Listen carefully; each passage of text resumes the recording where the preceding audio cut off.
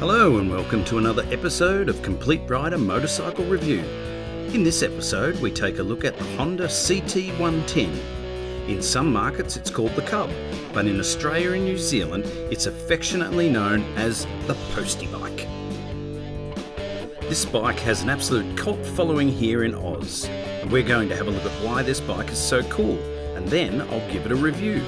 What's a review, I hear you say? Well, we'll rev up the tacho and give it a completely 100% biased and unscientific score.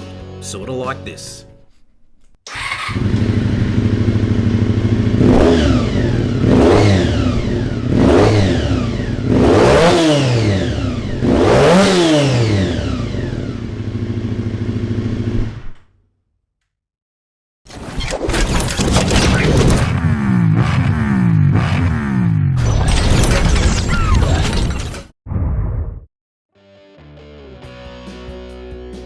Well, today we find ourselves back in 1988, which is when this particular bike was manufactured, and I looked like this.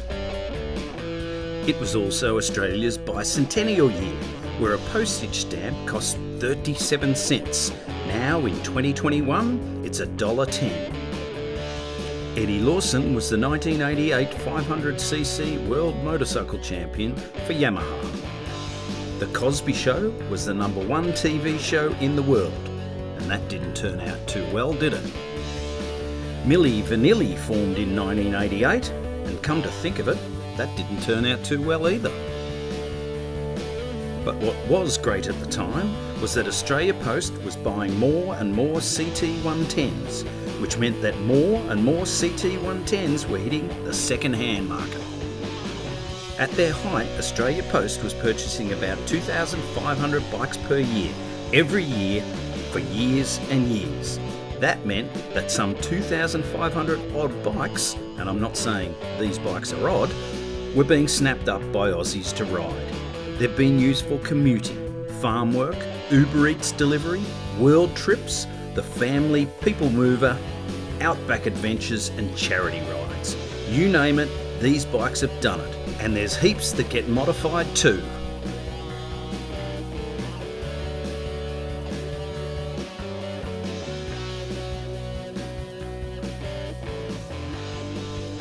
It all started back in 1958 with the Honda Cub, a 50cc four-stroke bike that changed the way people around the world looked at cheap transport. Just about anybody who could ride a push bike could ride one of these. They were cheap, bulletproof, easy to maintain, cheap to fix, and over that time have sold over 100 million of them, making them the most produced motor vehicle in history, and they're still going strong today in 2021. The CT110 we have here today can trace its heritage back to the early Honda Cub and to its older sibling, the CT90, which was mainly used for an ag bike or agricultural bike in Australia. Australia Post introduced them around about 1971 to replace their fleet of push bikes, and they started to take over the company. At one stage, if you wanted a job with Australia Post, even to work in the sorting room, you needed a motorbike licence to apply, just in case they needed you to go out and do deliveries. Now, sadly, they are on the decline, with Australia Post moving towards a greener and uglier three-wheel electric vehicle. I've lost count of the people that I've met that have got a motorcycle licence so they can ride a postie, and I too can trace my first ever experience to an early CT90 ag bike. I was probably about 4 years old, sitting on the front with my dad at an old relative's farm. The smell of my melting plastic gumboots on the hot exhaust stays with me to this day. If you've enjoyed this video so far, please give it a like, and if you want to see more of my content, subscribe to the channel, just down on the bottom right. This CT110 runs a 105cc or a whopping 6.39 cubic inch single cylinder 4-stroke air-cooled engine, which develops about 7.5 horsepower at 7,500 RPM. It's still a pretty old school bike, so it runs a carburetor-fed motor with a kick starter and runs a 4-speed gearbox and chain drive.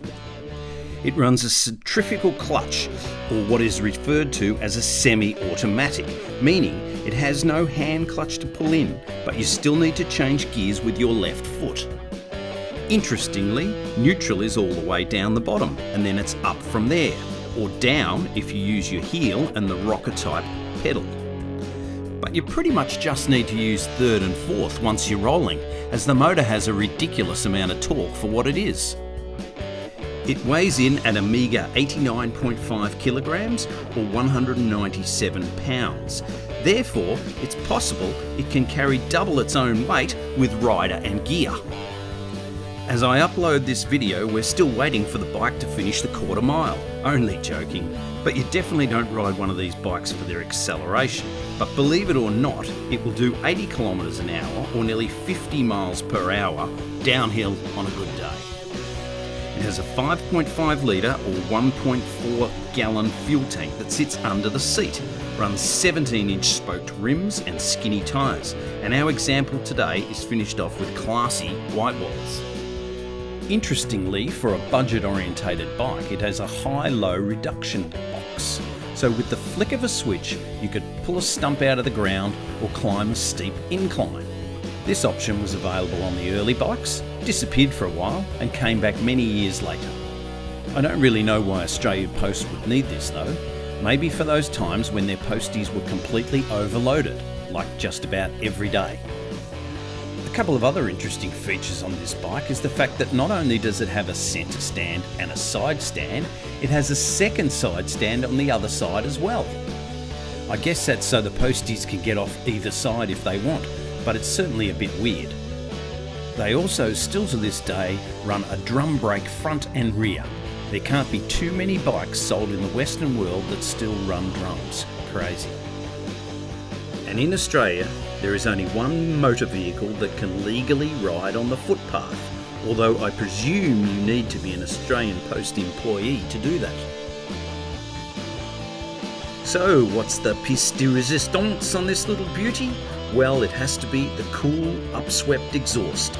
It's a true work of art, finished off with an awesome chrome great look, reminiscent of the scrambler bikes of the 60s. Without this exhaust, I don't think the bike would have the appeal it does today. It's a throwback to yesteryear with a spare change price tag. What's it like to ride? Well, it's slow and it's pretty crude really. The word agricultural comes to mind. Although this is definitely not a criticism, it's just what the bike is and it's part of its charm. It's very different from most modern motorcycles and I, for one, love it. So let's have a listen and a ride on the great Australian Postie Bike.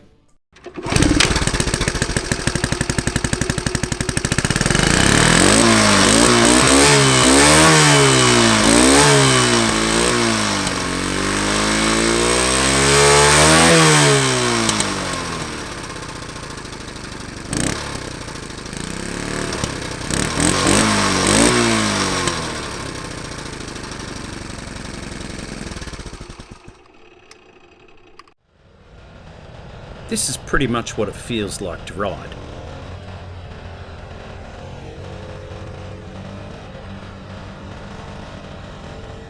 And this is what it's like to ride in real time.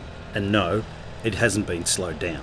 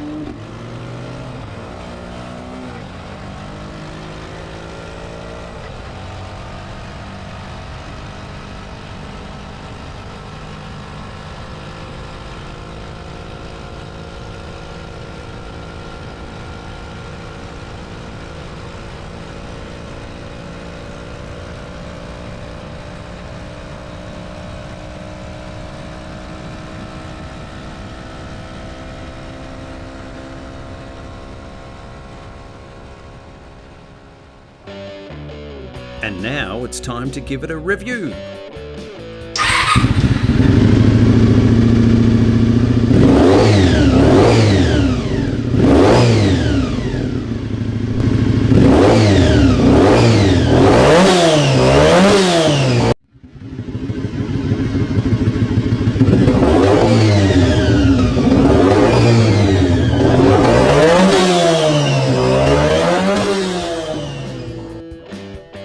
Yep, I gave it 12 grand. I do feel bad for not rating it higher, as it has such a cult following. If I was rating it on cool factor alone, it would hit the red line, but it's certainly an interesting experience to ride one. Let me know in the comments below some of your experiences on postie bikes, and if you've never ridden one before, save up your beer money for a couple of weeks and buy one. You won't regret it. I'll leave you with some final pics of this amazing Aussie icon. And don't forget to like, subscribe or comment. Thanks for watching and bye for now.